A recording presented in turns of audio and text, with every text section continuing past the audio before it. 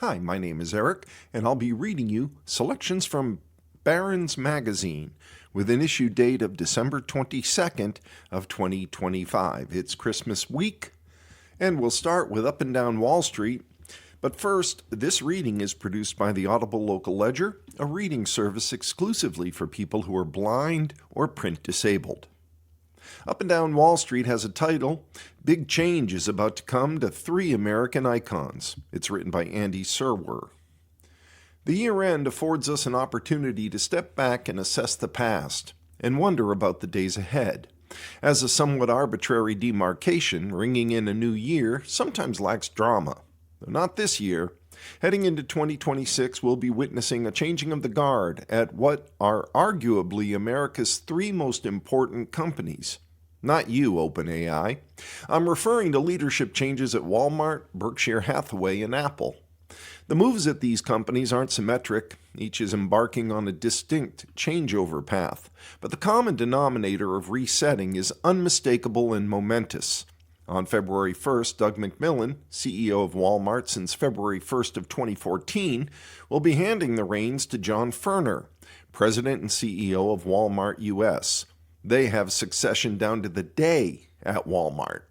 Meanwhile, Warren Buffett, who's been running Berkshire Hathaway forever, actually only since 1965, slightly shorter than forever, will be turning over his responsibilities to Greg Abel, currently vice chairman of non-insurance operations on New Year's Day. As for Apple's Tim Cook, who's been CEO since August 24th of 2011, he isn't going anywhere yet.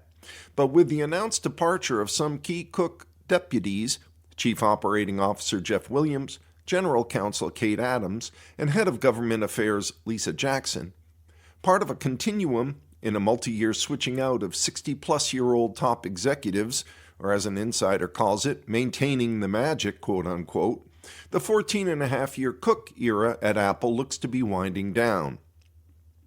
Quibble with me, if you like, but I'd argue that under the leadership of McMillon, Buffett, and Cook, these three companies have redefined how to do chicken right. Their models of efficiency, supply chain, profitability, and talent nurturing. All three have outperformed the market during their CEO tenures.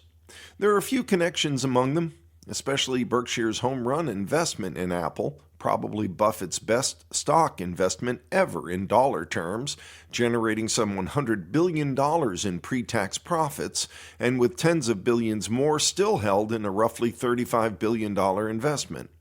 This is the case even though one could argue that Berkshire sold much of its Apple stock too soon, missing a strong recent run-up. Speaking of missing an opportunity, Buffett once owned Walmart, but sold his stake beginning in 2015 in the early days of McMillon's tenure. This is ironic since Buffett has chastised himself for missing Walmart early on. Make that later on too, Warren. Even oracles can't be perfect, as Buffett so often tells us. As for Walmart and Apple, yes, the former sells Apple products, but that distribution channel is small potatoes compared with Apple's own digital and physical stores and mobile carriers. Also note that Walmart's one of few national retailers that doesn't accept Apple Pay. It wants its customers to use Walmart Pay. Now let's take a look at some numbers. Simply put, these three CEOs have been wealth creation beasts. And it isn't just Buffett, who's actually not number one by a long shot. That honor goes to Tim Cook, who, when he became CEO, presided over a company with a mere $350 billion in market capitalization. Today, it's $4.1 trillion, or some $3.75 trillion more. Yes, you can argue much of this was selling products that Steve Jobs developed, but talk about taking an operation to a whole other level. As for Buffett, Berkshire's worth some $1.1 trillion today, which is, of course, all Warren. Now consider Walmart. When McMillon became CEO, Walmart's market cap was $242 billion, compared with $920 billion today, or almost 3.8 times bigger. In total, the three CEOs have generated some $5.5 trillion of value. As for the prognosis for these companies, note that at each of these well-oiled machines, succession is considered mission critical. Walmart is so good at this that Wall Street just assumes Ferner will succeed, though you never really know. As for Buffett, there's some anxiety, as to be expected, over how able will be. Again, who knows, but remember, this is really Buffett's biggest call ever. Picking a new CEO is the most important decisions that you make, Buffett said to me 5 years ago. It isn't what their IQ is, and it isn't even necessarily the top person in a given type of managerial skill, if they're the kind that will leave you tomorrow. You really want somebody that's devoted to Berkshire. For Cook, who turned 65 on November 1st, there's still time. The betting for now is that John Turnus, who's 50, Senior Vice President of Hardware Engineering, will ultimately lead Apple. We believe Cook is a Hall of Fame CEO, and he'll be CEO for at least the next 2 years, says the ever colorfully attired Dan Ives of Wedbush Securities. Ives said that Cook will want to see through implementation of Apple's artificial intelligence strategy. It's also worth noting that Turnus, Abel, and Ferner have been at their companies 25, 27, and 33 years, respectively. Talk about vetting. Should you sell your Apple, Walmart, or Berkshire stock? Recall that some suggested as much when Tim Cook took over at Apple. Had you done that with, say, a $100,000 stake and invested it in the S&P 500 index instead, you would be looking at a $1.4 million plus opportunity loss. Your Apple stock would be worth $2,040,270 today. Your S&P 500 investment, only $578,850. To paraphrase Coach Nick Saban, when it comes to these three American icons, it probably pays to trust the process. The next section is the Streetwise section in the Barrons of 1222. Weight loss drugs are big, and they're about to get massive, by Jack Huff. By now, the growth potential for obesity meds is well understood. Or is it? Two developments in 2026 could lead to much faster growth in coming years than investors are predicting. The first is the rollout of pills. Novo Nordisk is likely to be the first to market, as it was with its auto-injector pens, Ozempic for diabetes and Wegovy for obesity. Oral semaglutide, which has the same active ingredient as those drugs, could win regulatory approval by the end of this year, go on sale early next year. Eli Lilly's competing orforglipron pill could be approved by the end of the first quarter of 2026 and launch in the second quarter. With injectables, Lilly has had the edge on efficacy. The active ingredient in its Mounjaro for diabetes and Zepbound for obesity proved superior to Novo's drug for weight loss in head-to-head trials. That's helped Lilly take the market lead, despite its later start, and become the first drug company to reach a $1 trillion stock market value.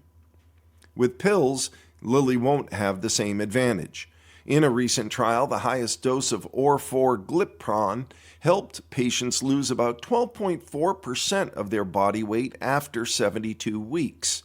In a separate trial, patients on Novo's oral semaglutide lost an average of 16.6% after 64 weeks. These numbers won't overwhelm compared with the 20% plus of body weight that Zepbound patients lose, but pills are easy. Certain people are going to be needle phobic and say, hey, it's great that I can lose 15 to 20% of my body weight, but I don't want to inject myself every week, says Jason Kritzer, co-head of Morgan Stanley Investment Management's value team. If you're already taking statins and you're already taking high blood pressure medicine, we'll throw in another pill. Not a big deal. Pills are also cheap to make, and they don't require refrigeration. The drug team at Morgan Stanley predicts that Lilly's orforglipron will see a modest sales start in 2026 and then explode to overtake Zepbound in sales by 2030. The bulk of pill sales are expected to come from outside the U.S. The second 2026 development is cheap, broad coverage for Medicare and Medicaid. Under a November deal with the Trump administration, Lilly and Novo Nordisk will cut the cost of their obesity drugs to these plans, while the plans will expand coverage in obesity and not just diabetes or heart conditions. Patients will pay no more than $50 a month in copays, starting as early as April. The plans won't give preferential terms for either company's drugs, which could be a big advantage for Lilly. It estimates that there are 20 to 25 million obese Medicare patients, not counting those with type 2 diabetes. Compare that with a total population of just under 10 million people who are now taking GLP-1 drugs, as these medicines are often called. Separately, Lilly and Novo are also reducing prices for injectables in their cash pay channels for patients who lack insurance coverage. Pills will provide an even cheaper option. That could expand usage of these drugs to lower-income patients and help win over the estimated million patients who buy knockoff GLP-1s from drug compounders. There are other drugs coming. Lilly is working on one called retatrutide that uses 3 mechanisms of action versus 2 for Zepbound and has been shown in early trials to produce greater weight loss. Even more promising, a drug called eloralintide works on a different hormone that current drugs do, and it could help patients lose fat without losing lean muscle mass, but more trials are needed. Approval for either drug could be years away. Meanwhile, Pfizer, Roche, and others are preparing to enter the GLP-1 market in coming years. Eli Lilly stock has tripled since I wrote here about its promising GLP-1 results back in summer of 2022. Its earnings per share have tripled too. The stock looks ambitiously priced at 44 times projected 2025 earnings. The next doubling of earnings could take 3 years, judging by Wall Street estimates. Then again, Morgan Stanley's way ahead on the street on Lilly's sales estimates. It uses the experience of statin drugs as a guideline for what's to come with GLP-1s and concludes that penetration could ultimately reach 30% of the market, or about 30 million U.S. patients, triple the number today. It predicts that by 2030, Lilly will reach $100 billion in combined sales for Mounjaro, Zepbound, orforglipron, and eloralintide. Consensus estimates for the same group of drugs total $78 billion.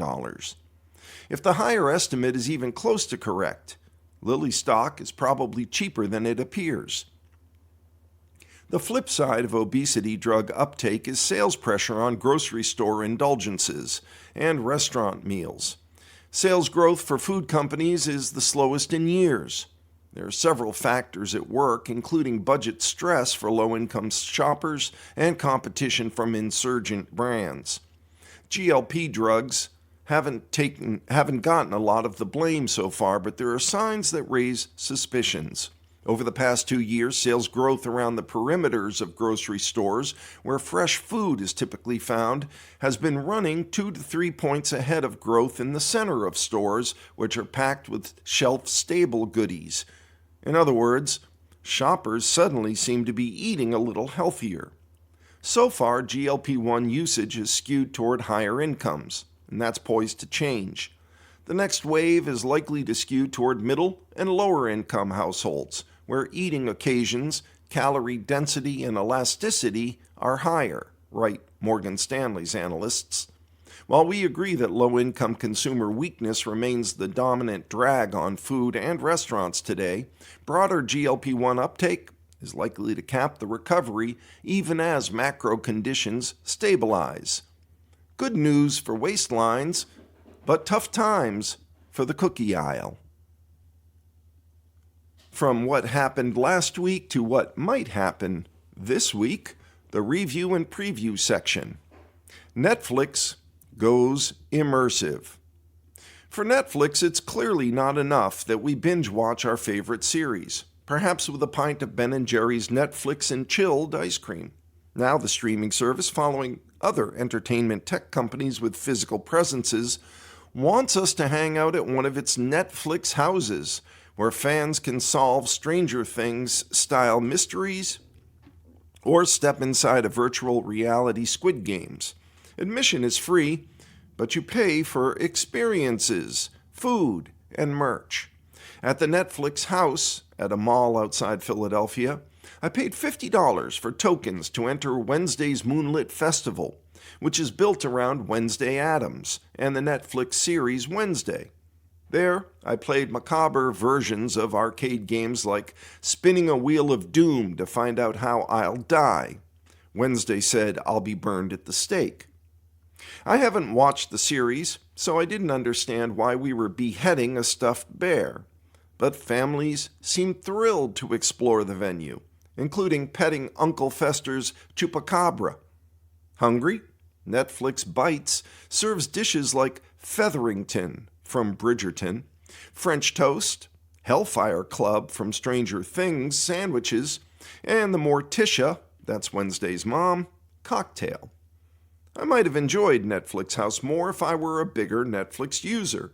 It's pricey, though King of Prussia's affluent shoppers might not mind. And I couldn't resist buying a K-pop Demon Hunters keychain for a friend's daughter. That was written by Janet H. Cho. Last week, in markets, Oracle, Broadcom, and CoreWeave sank as the week began. Chinese manufacturing output growth hit a 15-month low, and retail sales sagged. Oil hit a 5-year low on Ukraine peace hopes. October lost 105,000 jobs. November gained 64,000, and unemployment rose to 4.6%. Oil rose as President Trump ordered a partial oil blockade around Venezuela. November inflation surprised at 2.7% amid doubts over data. On the week, the Dow Industrials fell 0.7%, the S&P 500 rose 0.1%, and the Nasdaq Composite gained 0.5%. In companies last week, Ford Motor took a $19.5 billion write-down and killed several electric vehicle models. The European Union dropped a phase-out of combustion vehicles by 2035. Nasdaq filed to begin near 24-hour stock trading. PayPal applied to become a bank. Medline raised $6.3 billion in the year's largest IPO, rising 41%. Blue Owl Capital said it wouldn't back Oracle's $10 billion data center for OpenAI. In deals, Warner Bros. Discovery rejected Paramount Skydance's $108 billion bid over financing concerns. Jared Kushner's Affinity Partners exited as a Paramount backer. And Roomba maker iRobot filed for bankruptcy. Also, EW Scripps rejected a Sinclair bid. Elliott Investment built a $1 billion stake in Lululemon Athletica. Trump Media and Technology will merge with fusion energy firm TAE Technologies. And ByteDance agrees to a U.S. joint venture with TikTok and an Oracle-led group. What's happening this week? On Tuesday, December 23rd, the Bureau of Economic Analysis releases its initial estimate of third quarter gross domestic product growth. Consensus estimate is for GDP to have grown at an annual rate of 3.2%. That's down from 3.8% in the second quarter. This release was originally scheduled for October, but was delayed due to the government shutdown. The Census Bureau releases the Durable Goods Report for October. New orders for manufactured durable goods are expected to decline 1.5% month over month to $313 billion. Excluding transportation, new orders are seen rising 0.3%, compared with a 0.6% increase in September. The conference board releases its Consumer Confidence Index for December. Economists forecast a 91.7 reading, 3 points more than in November. Consumers continue to have a dour economic outlook, with November's reading the second lowest since the onset of the COVID-19 pandemic, after April's tariff-induced shock. On Thursday, December 25th, equity and fixed income markets are closed in observance of Christmas. Also, the NASDAQ and New York Stock Exchange will have an early close to regular trading on Wednesday, Christmas Eve, at 1 p.m. Eastern Time. By the numbers, 16%. That's the decline in property investment in China from January to November compared with the same period in 2024. $13 billion. That's art sales at Christie's and Sotheby's this year, ending a 2-year slump with gains across most categories. $248 billion, the amount of Oracle's future lease deals for data centers and AI cloud computing that isn't on its balance sheet. And $350 billion, how much J.P. Morgan Chase has withdrawn from its Fed account since 2023 and invested in U.S. Treasuries. Moving on to the article titled, "These Stock Funds Are Cruising." Their 2026 picks. These market-beating funds see bargains in stocks like AppLovin, Wells Fargo, and Boeing, where they're investing for the new year. This is reported by Ian Salisbury. It isn't easy for stock pickers to beat the market. When they do, you might want to listen to what they say. With the S&P 500 index up 16% in 2025, keeping pace has been difficult for mutual funds that didn't own large helpings of stocks leading the charge, tech giants like Nvidia, Broadcom, and Alphabet. Through June, 31% of active U.S. stock funds had beaten a comparable index fund over the past 12 months, according to Morningstar. That was down from 44% a year earlier. Yet a handful of funds are beating the market, and some of the winning managers have found ways to thrive beyond tech, emphasizing stocks in sectors such as industrials, materials, and healthcare. Barrons recently connected with 3 fund managers who delivered some of the best returns this year through November 30th. We wanted to find out how they did it and where they see bargains for 2026. Tanaka Growth, with just $31 million in assets. Tanaka Growth, that's Tanaka, flies under the radar, might be Tanaka. It may be time to pay attention. The fund is up nearly 50% this year and returned 22.4% over the last 5 years on an annualized basis, beating 99% of rivals, according to Morningstar. Graham Tanaka, a trained engineer with an MBA from Stanford, started the fund in 1998 after spending decades on Wall Street. He and co-manager Benjamin Bratt, who joined him as co-portfolio manager this year, run a concentrated portfolio of 24 stocks. To find bargains, Tanaka often meets with companies before investing, trying to ascertain if they have a real competitive edge. We meet management, ask tough questions, and try to get better answers, he says. The fund is unusual in another way. It's packed with small and mid-cap stocks. The average market cap of stocks in the fund is just $32 billion, compared with $730 billion for the typical large company fund. Tanaka also takes big swings at a few stocks. The fund has 8% of its assets in Apple and 11% in Nvidia. Its biggest position, however, is in a biotech company called Corcept Therapeutics at 15% of the portfolio. The company's flagship drug, Korlym, treats Cushing's syndrome, a rare hormonal disorder caused by too much exposure to cortisol. Sales are strong, but the company aims to leverage its expertise in cortisol to expand into other areas, as its early research shows controlling cortisol can help treat diseases ranging from cancer to ALS. The company reported positive Phase 3 trial results for its new ovarian cancer treatment, relacorilant, in March and said it expects the Food and Drug Administration and your European regulators to finish their reviews in 2026. Additionally, the company is enrolling patients in a prostate cancer trial and expects to start a Phase 3 ALS trial next year. They've got 10 years of growth ahead of them, says Tanaka, who isn't deterred by the stock's price-to-earnings ratio of 81 times estimated 2025 profits of $1 a share. Assuming the company wins approval for the ovarian treatment, he says, the stock could jump from $82 to $180 in 2027. Another smaller company in the fund is United States Antimony. The mining firm is the only U.S. producer of antimony products, materials critical to making batteries, solar panels, and ordnance for the military. While China dominates the global antimony market, it began restricting U.S. exports last year.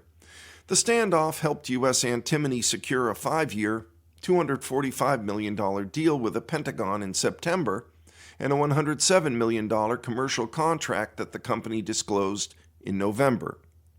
The stock trades at 21 times expected 2026 earnings.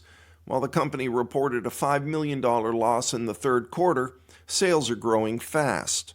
The company expects $40 to $43 million in revenue for 2025 and $125 million in 2026. It's a unique company that has pretty attractive company-specific growth opportunities, says Bratt.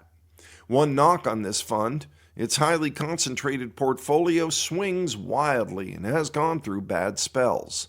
The fund trailed the market every year from 2016 to 2020, and its 10-year annualized return of 13.6% trails the S&P 500 and 90% of peers, according to Morningstar. Alger Focus Equity.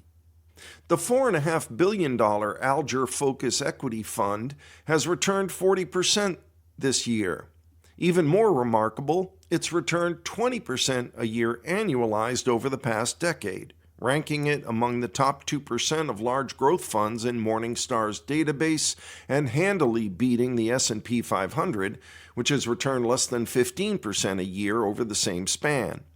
Managers Patrick Kelly and Anker Crawford are banking on tech. More than 2/3 of the fund's assets are in tech and communication stocks, compared with 46% in the S&P 500. We want to own companies that are innovating and benefiting from change and avoid traditional business models that are being disrupted, says Kelly. The fund's 49 stocks include big tech names like Microsoft and NVIDIA, along with some lesser-known companies such as AppLovin, which has been in the portfolio since 2024. AppLovin's stock has been on fire, nearly doubling in 2025. Shares now trade at 45 times estimated 2026 earnings. Kelly still thinks Wall Street's underestimating its earnings growth. The company, which places ads in mobile games, should benefit from artificial intelligence in 2 ways, he says: by using the technology to target video game ads more efficiently, and by lowering the cost of ads, making it affordable for merchants to create ads tailored just for gaming.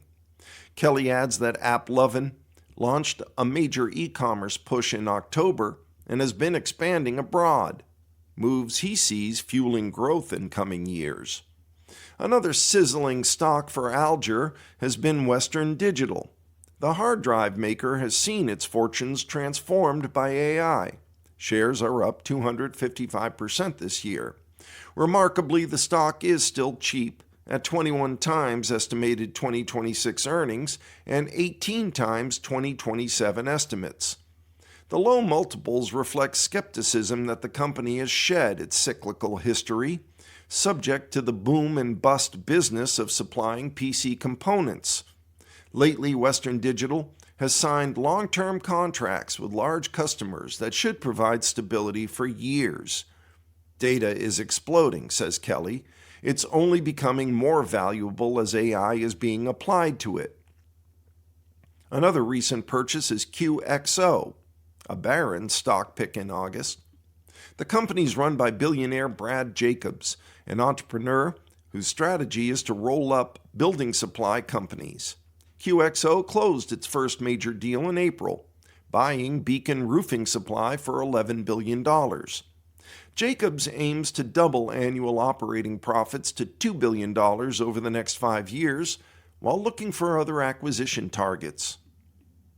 Their target is to create a building products distributor with $50 billion in revenue by 2035, Kelly says.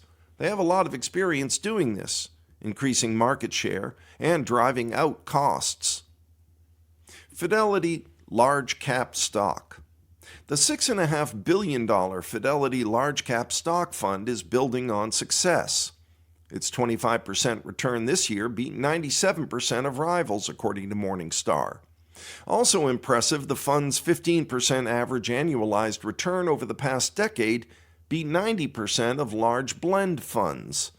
The fund owns 169 stocks, none comprising more than 8% of assets. Annual turnover is just 17%, compared with more than 90% for Alger Focus.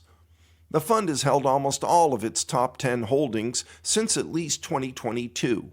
The one exception is GE Vernova, created by a spin-off in 2024. Unlike many peers, portfolio manager Matthew Fruhan isn't chasing tech. The sector accounts for 26% of the portfolio. That's well below the industry average. Instead, Fruhan is emphasizing relatively cheaper industrials and financials, including GE Vernova, Boeing, GE Aerospace, Wells Fargo, and Bank of America. Boeing, also a Barrons stock pick, has been righting itself after years of quality problems and 737 MAX crashes in 2018 and 19. The shares trade at 99 times 2026 earnings, but Boeing is still only producing jets at about half its targeted pace. In October, regulators cleared Boeing to produce 42 737 MAX planes a month, up from 38. Assuming a big jump in revenue over the next few years, the stock trades at a reasonable 125 times expected 2028 earnings. Investors can be misled if they look at short-term earnings with a cyclical stock, says Fruhan. When earnings are dramatically depressed, they say, oh my gosh, it's really expensive. On the flip side, when a cyclical stock is humming, it's probably over-earning. But the profit-to-earnings ratio on those earnings is going to look really low. Wells Fargo is another stock that Fruhan sees coming back from a difficult period. Fruhan gives high marks to CEO Charles Scharf, appointed in 2019, who basically changed the guts of the company after a scandal-plagued stretch at the bank. The Federal Reserve lifted its long-standing restrictions on Wells Fargo growth in June, a sign of confidence that the bank is running stronger. Fruhan says Wells Fargo's financial profile should catch up to megabank leaders like J.P. Morgan Chase, which has gained more than 540% over the past decade, compared with 130% for Wells. While both stocks have had a strong 2025, gaining more than 30%, Wells still trades at a slight discount to J.P. Morgan and could get closer as profitability improves. Fruhan thinks AI will help Wells Fargo and other megabanks as they pour tens of billions of dollars in upgrades that smaller rivals can't match. They're going to build their competitive advantage, he says. The large are going to get larger. Our next headline, why this off-price retailer is a bargain. Burlington Stores stock has lagged far behind those of rivals in recent years. That may finally be changing. By Teresa Rivas. When Burlington Stores first shed Coat Factory from its name, it adapted the slogan, "We're more than great coats." That's still true today, and the stock looks like it's on sale. In a market that can't seem to get enough of off-price retailers, Burlington has been left out in the cold. Industry leader, TJ Maxx owner TJX Companies, is up some 130% in the past 5 years, while Ross Stores has jumped 55%. Then there's Burlington, which has gone almost nowhere. The stock has gained less than 10% over the past half-decade, underperforming the broader market and the State Street SPDR S&P Retail Exchange Traded Fund, or ETF. As the smallest of treasure hunt-style retailers, Burlington is often plagued with growing pains related to its store footprint and merchandising.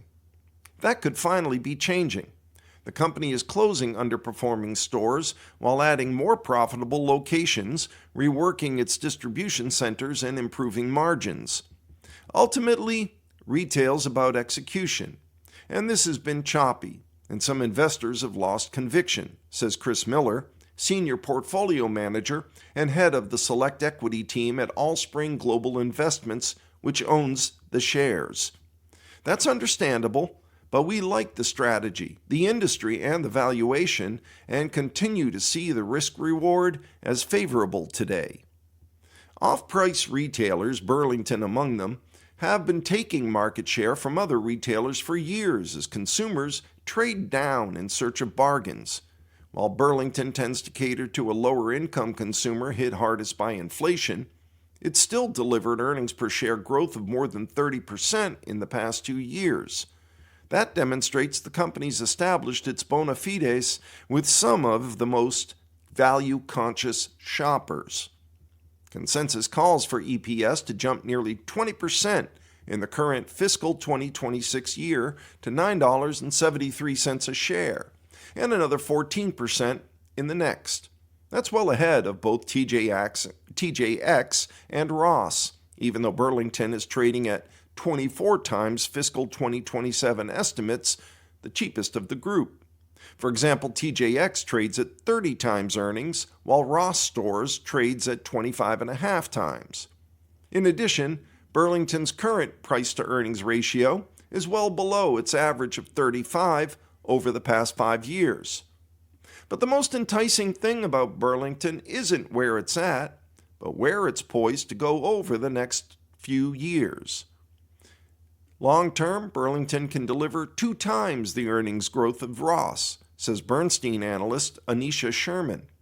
The company's planning to open more than 100 new, more productive locations a year in the next few years, replacing its less efficient, older format as part of its continuing expansion. But the Burlington banner still has 700 fewer stores than Ross, its closest competitor, with plenty of room for expansion and share gains. Sherman says shares should trade to $335, 20% above Friday's close of $278.76. Likewise, most strategists see tax changes related to the One Big Beautiful Bill Act, which was passed earlier this year, generating higher tax refunds for American consumers come spring. That's likely to be a catalyst for retailers that serve lower-income shoppers. In addition, Burlington is investing heavily in its distribution centers to modernize and improve its supply chain, says Miller. This has been a major source of the company's underperformance vis-a-vis peers, but it should lead to future margin growth that's underappreciated in the current valuation. That's on top of margin expansion that's already taken place. Gross margins are now above their 5-year average, at nearly 40% in the most recently completed fiscal year, and analysts see that figure expanding to over 43% in the next 2 years.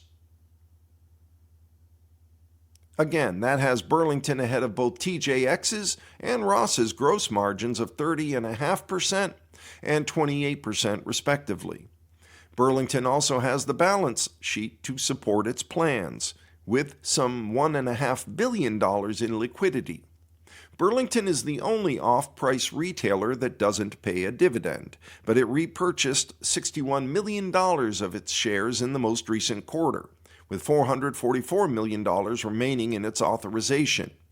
In other words, its financial position supports growth and shareholder returns, writes Jefferies analyst Corey Tarlow. In a blue sky scenario, he sees a path to $400 for Burlington shares. Of course, there are potential clouds. Opening so many new stores every year is expensive, and it poses execution risk, particularly if Burlington working-class shoppers fall on the wrong leg of the K-shaped economy.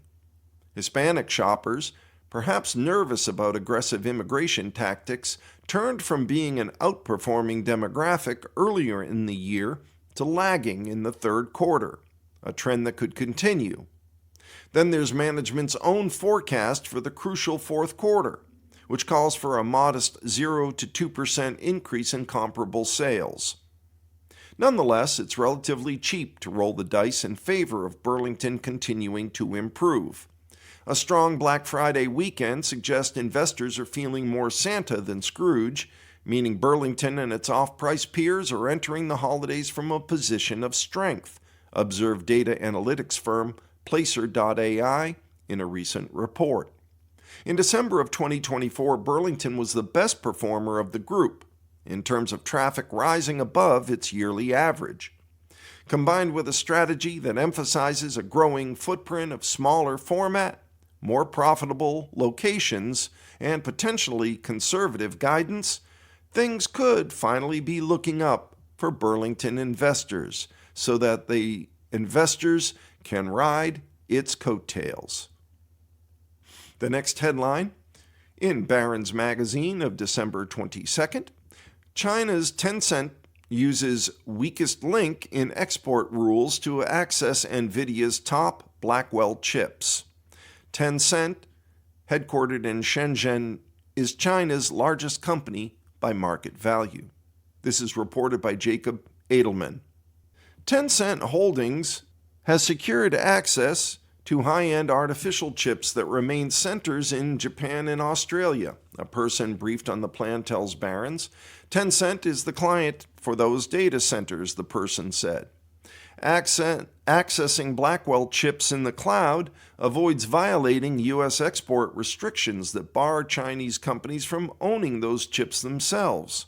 The situation's been flagged by members of Congress as a regulatory blind spot. Tencent would be the highest profile user of the gap in the rules, which are aimed at maintaining U.S. dominance in artificial intelligence. The arrangement also undermines a recent assurance by Trump that NVIDIA's top technology would remain off limits to China.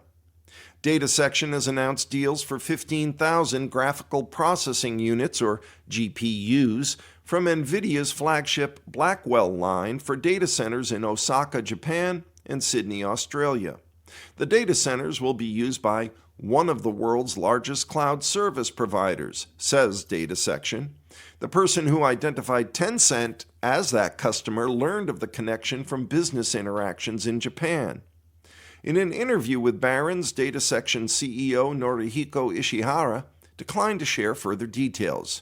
"I don't say yes, I don't say no," he responded when directly asked if the customer was Tencent. In response to questions about DataSection and Tencent, an NVIDIA spokesperson said, "By design, the export rules allow clouds to be built and operated outside controlled countries by approved firms. Controlled countries are nations subject to embargoes or other trade restrictions. Winning the business of those clouds is critical to maintain American technology leadership and promotes both national and economic security," the spokesperson said. When Trump moved last week to allow NVIDIA to sell one high-performance AI chip, the H200, to Chinese buyers, he drew the line at the Blackwell generation, as well as the upcoming Rubin line. NVIDIA's U.S. customers are already moving forward with their incredible, highly advanced Blackwell chips, and soon Rubin, neither of which are part of this deal, Trump posted on his Truth Social website. "My administration will always put America first."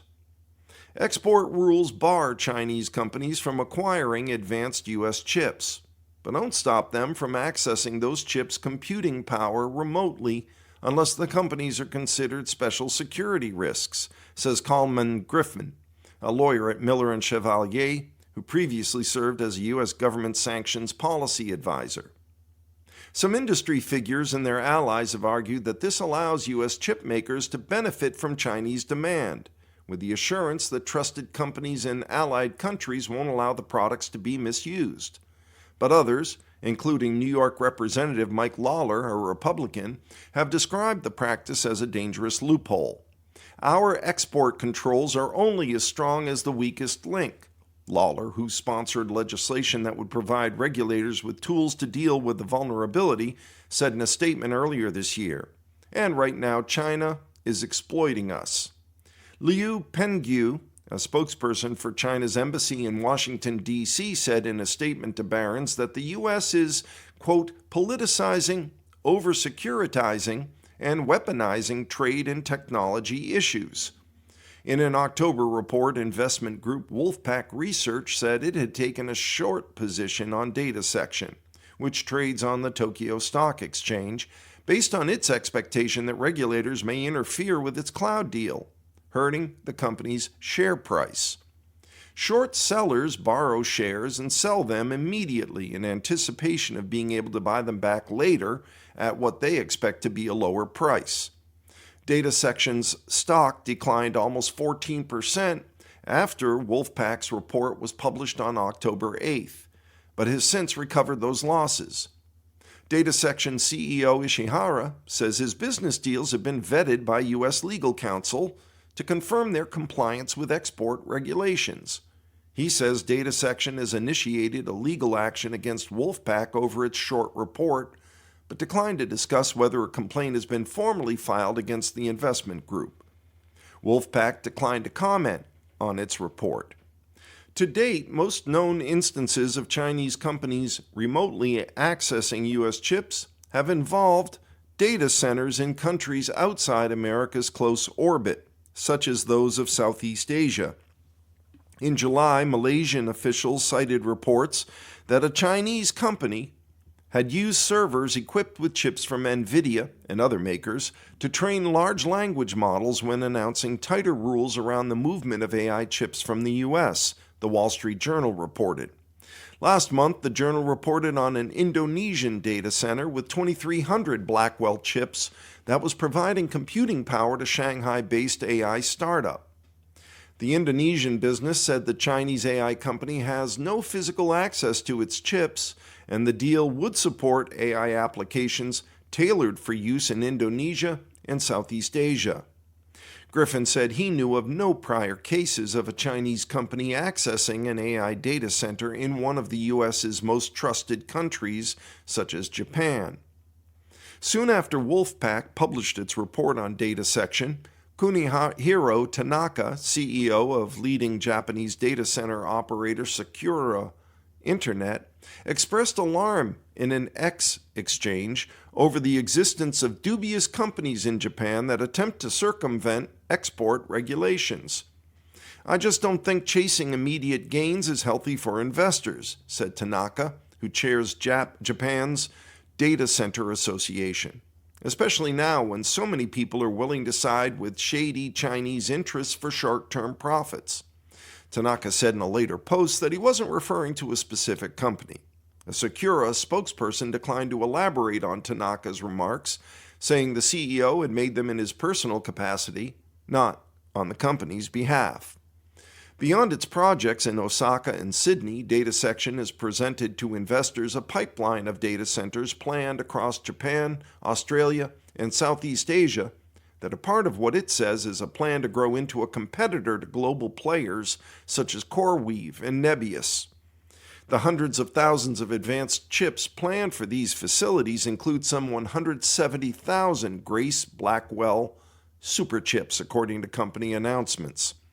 Even if all of its data center projects move ahead, the business would still amount to a fraction of NVIDIA's overall sales. The semiconductor maker expects to generate roughly $500 billion in revenue from its Blackwell and next-generation Rubin platforms from the start of this year through the end of 2026, a company official said in November.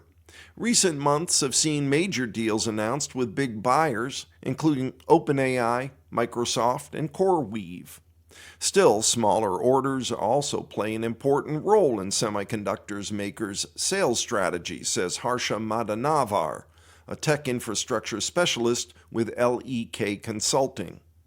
NVIDIA and other chip designers pay high development costs to design GPUs to spec for buyers of huge quantities. But once they're designed, the incremental cost of manufacturing more units is relatively small, so makers routinely overproduce and sell any excess to smaller providers with less specific needs, Madanavar says. It's like when you go to Noah's Bagel in the afternoon, Madanavar says, in reference to a popular California-based bagel chain. You can get the same bagel for half the cost. Since Ishihara's elevation from data section chairman to its president and CEO in June of 2024, the former business data and analytics company has been in growth mode as a data center developer. It recently announced a partnership with Tokyu Land, the real estate development arm of one of Japan's biggest corporate conglomerates, to collaborate on projects including a data center on the northern Japanese island of Hokkaido. Data Section has added high-profile names to its slate of directors and advisors, including Anders Fogh Rasmussen, the former Danish Prime Minister and Secretary General of the North Atlantic Treaty Organization, NATO, as well as Pablo Casado Blanco, who has led one of Spain's main political parties, and Jeb Bush Jr., the nephew of former President George W. Bush. Tokyu Land, Rasmussen, Casado, and Bush did not respond to messages seeking comment. Concurrently, Data Section has taken some steps that appear unusual for a company growing in size and stature. At the same board meeting when Ishihara became CEO, directors also voted to change the company's auditor from Japan's affiliate of PwC, one of the so-called Big Four accounting businesses, to a small Tokyo-based firm called Amaterasu, according to Data Section filings. Data Section said at the time that Amaterasu had been selected for its expertise and independence, as well as cost considerations. Data Section is just one of 5 public companies audited by Amaterasu over the past year, according to Tokyo Stock Exchange data. Affiliates of the Big Four firms, which also include Ernst & Young, Deloitte & Touche, and KPMG, audit a majority of listed Japanese firms, an industry board said in a report last year. Amaterasu managing partner Satoshi Fukudome declined to comment on his firm's engagement with Data Section, citing confidentiality obligations. Please refrain from making such unreasonable inquiries or sending emails in the future, he said in response to Barrons' outreach. PwC Japan said it has a policy of not commenting on individual companies. Data Section's partner on its Osaka and Sydney projects is a firm called Now Na, N-O-W and A-W Japan, that Ishihara founded in 2022. When announcing Now Na Japan as its data center development partner in August of 2025, Data Section said it was selected for its large number of engineers with a wealth of experience around the world. Now Na Japan has 4 employees enrolled in Japan's mandatory social insurance system, according to Japan Pension Service data. Now Na Japan was initially established as the Japanese branch of a now-defunct U.S. video sharing app, also called Now Na, Ishihara says. He says he left the business to avoid any conflicts of interest when he became Data Section CEO. Ishihara says he doesn't know anything about his successor in the role, Reika Omi. Contact information for Now Na Japan and Omi couldn't be found. Data Section announced in August that an initial shipment of servers from Taiwan-based Giga Computing, equipped with NVIDIA Blackwell B200 chips, had arrived at its Osaka data center. Ishihara says the cluster of chips occupy part of an existing facility at what's known as a colocation site, rather than being housed in its own server warehouse. He declined to share specifics of the facility's location. A Giga representative declined to comment on behalf of the company.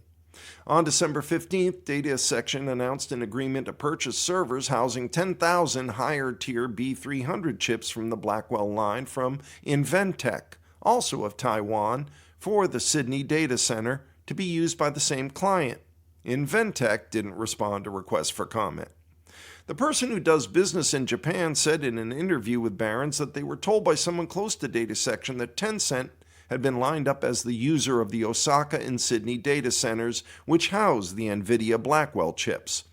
Data section's been unable to raise funds for the projects from mainstream Japanese banks that typically fund such initiatives because of concerns about the regulatory and reputational risks raised by Tencent's involvement, the person said.